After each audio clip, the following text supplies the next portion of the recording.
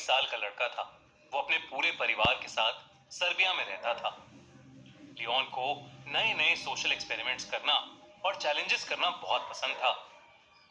एक रात लियोन अपने फ्रेंड की पार्टी से अपने घर की तरफ लौट रहा था। कार तेज स्पीड में थी और लियोन ने लाउड वॉल्यूम पर गाने चलाए हुए थे। अचानक उसकी गाड़ी के सामने एक अजीब सी दिखने वाली औरत आ गई। लियोन ये देखकर बौखला गया और उसने गाड़ी का स्टीयरिंग व्हील पूरी तरह घुमा दिया। उसकी गाड़ी एक पेड़ में जाकर टकरा गई और लियोन को सर पर थोड़ी चोट आई।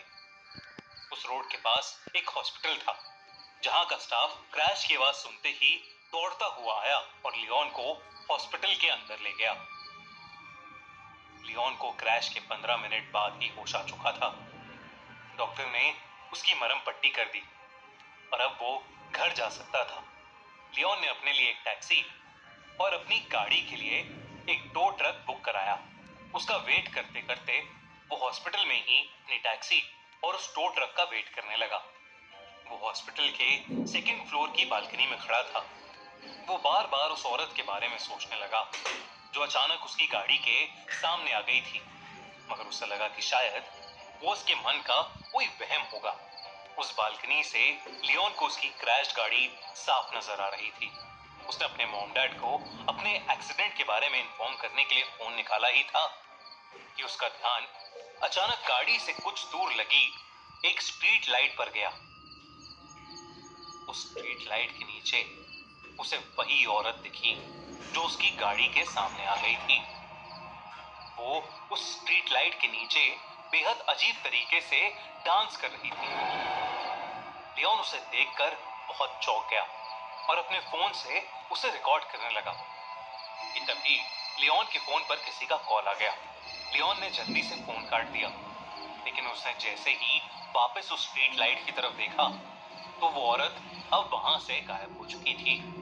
उसके फोन की रिकॉर्डिंग भी अपने आप बंद हो गई। जब उसने अपनी फोन गैलरी चेक करी तो उसमें वो वीडियो थी ही नहीं। लियोन ये देखकर थोड़ा घबरा गया। उसके कुछ ही देर में उसकी कैब वहां आ गई, इसलिए और वो तुरंत वहां से निकल गया। मगर वो अभी भी काफी बौखलाया हुआ नजर आ रहा था।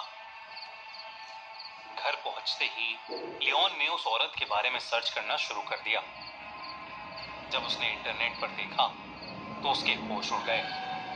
इंटरनेट पर लियोन को एक वीडियो मिली जिसमें वही अजीब सी दिखने वाली औरत उसी स्ट्रीट लाइट के नीचे वैसे ही अजब तरीके से डांस कर रही थी।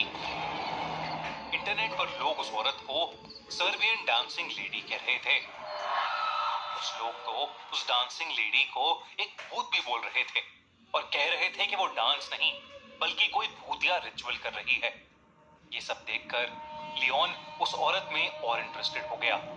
अगली रात लियोन अपने छोटे भाई निको के साथ कैमरा लेकर उसी जगह चला गया जहां उसे वो औरत दिखी थी। वो दोनों रात के 12 बजे उसी स्ट्रीट लाइट से थोड़ा दूर जाकर छुप गए और कैमरा निकालकर उस औरत का वेट करने लगे। बहुत देर हो गई मगर वहां कुछ भी अलग नहीं हुआ।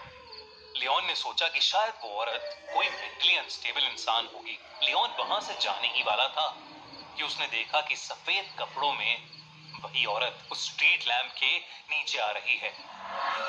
उसका चलने का ढंग बेहद अजीब था।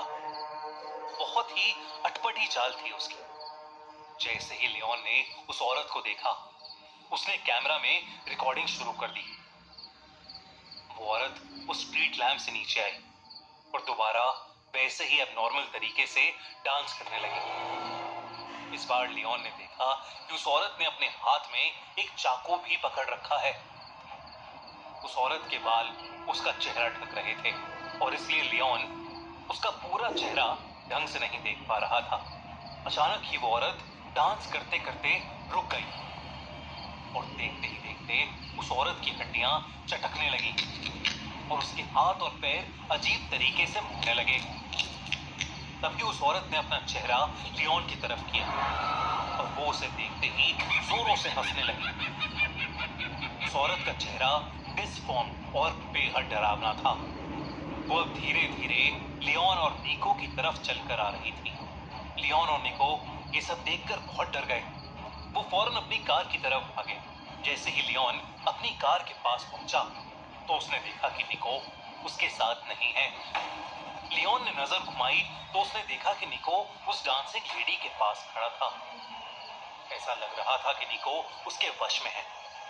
लियोन ने निको को जोर से आवाज लगाई और निको मानो वापस होश में आ गया हो। निको जल्दी से वापस कार की तरफ भागा और लियोन और निको दोनों कार में बैठकर वहां से निकलने लगे। जब लियोन ने आसपास देखा तो वो डांसिंग लेडी कहीं नहीं थी, लेकिन फिर अचानक ही वो लियोन की कार के सामने आ गई। उसे देखकर लियोन की रूह कांप गई, लेकिन लियोन ने अपनी कार नहीं रोकी। लियोन की कार उस डांसिंग लेडी के आर पार हो गई और जब लियोन ने अपने रियर व्यू मिरर से पीछे देखा तो वो डांसिंग लेडी उस रोड पर खड़ी लियोन को ही घूर रही थी। और फिर अचानक वो हवा में कहीं गायब हो गई। उस रात वो दोनों जैसे तैसे घर पहुंचे और चुपचाप सो गए। अगले दिन निको ने लियोन को बताया कि उस डांसिंग लेडी ने पिछली रात निको से कहा कि वो खुद डेथ है और वो जिसको भी देखेगी वो उससे उसकी सबसे करीबी चीज छीन लेगी। इस इंसिडेंट के कुछ ही दिनों में कुछ ऐसा हुआ जिसने लियोन और निको की जिंदगी हमेशा हमेशा के लिए बदल दी। एक रात लियोन और निको की मां एक्सीडेंट में मारी गई। उनका एक्सीडेंट भी उसी स्ट्रीट लैम्प के नीचे हुआ था जहां लियोन ने उस डांसिंग लेडी को देखा था। कभी कभी तो उस दिन के बाद से लियोन और निको को अक्सर उस डांसिंग लेडी के सपने आते हैं। बल्कि निको की हालत तो इतनी खराब हो गई कि वो कभी कभी रात में अपने घर से निकलकर बाहर सड़क पर उसी डांसिंग लेडी की तरह वैसा ही अजीब डांस करने लगता है।